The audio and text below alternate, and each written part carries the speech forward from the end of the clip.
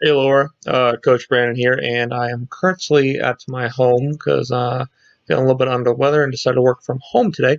But we're going to go ahead and go over some of the nuances behind your starting program and some of your hotel gym workouts. So, starting out with the actual Excel spreadsheet.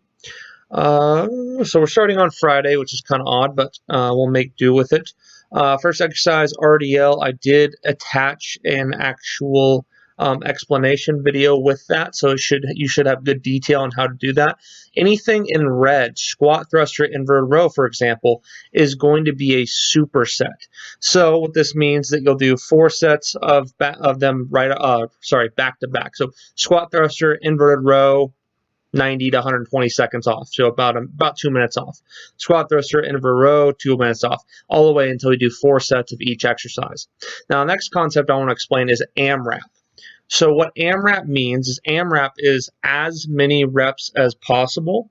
So if I say AMRAP with 3 reps in reserve, that means you're doing as many reps as you can until you get to maybe I have 3 reps left. Stop. You want to leave 3 reps in the tank. So AMRAP as many reps you can with 3 reps in the tank. That's all it means. But you'll see that under a few different exercises, usually body weight exercises because they're very hard to quantify. And if I just give you 10 reps, then that may be way too many. Also, may be way too few. So AMRAPs with a certain amount of reps in reserve is typically a much better indicator. So moving on, step ups. That one's pretty easy. Chainsaw, 8 per leg, 9 per arm. Goblet squat with pause. I don't know what implement you should use for sure. Now, typically with a goblet squat, we use a dumbbell, but if, let's say, the dumbbells only go up to 40 pounds and we're looking to go much heavier than that, there's a kettlebell there that's 60 pounds. Let's go with the kettlebell.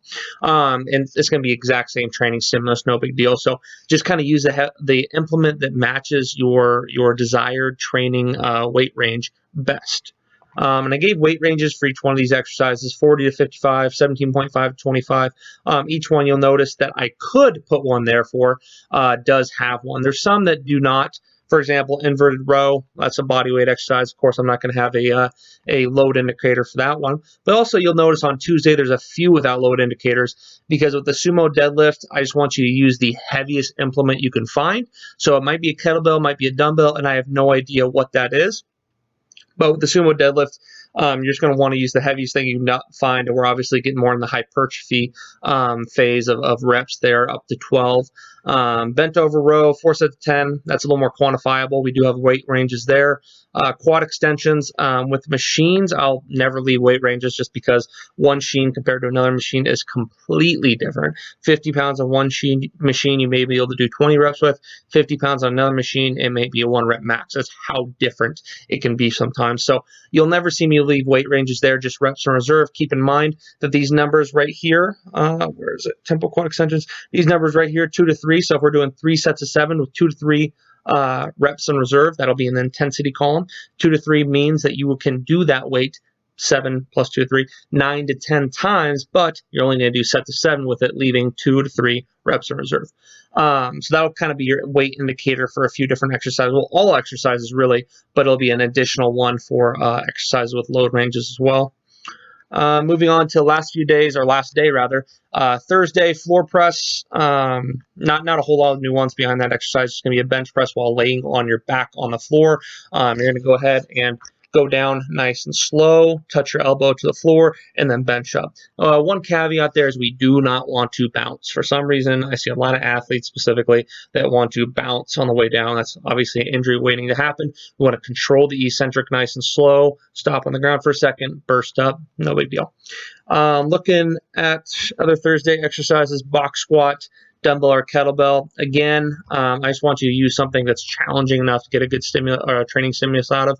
I leave a weight range for that, but keep in mind if the weight ranges are far too low, are far too light, or far too heavy, those are just general recommendations. And until I have a few weeks of data on you, it's going to be really hard to leave weight ranges that's kind of set in stone and very accurate for you. So once we have a few weeks of data, those weight ranges will be much more accurate. But for now, they're more generalizations of what I think would be a good training weight for you. And if anything, they're a little lighter than what you're capable of to start things off. For obvious reasons, we want to encourage movement quality rather than getting injured.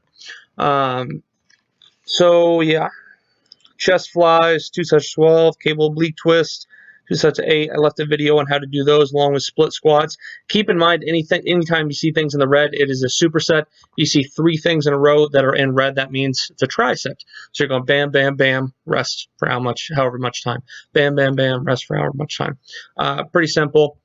But I think that's just about it for the most part. Not a whole lot more I wanted to mention. Just kind of go over that real quick. Again, AMRAP with 2 reps in reserve. That means as many reps as possible. But with anything that I think you may not know of, I went ahead and attached videos.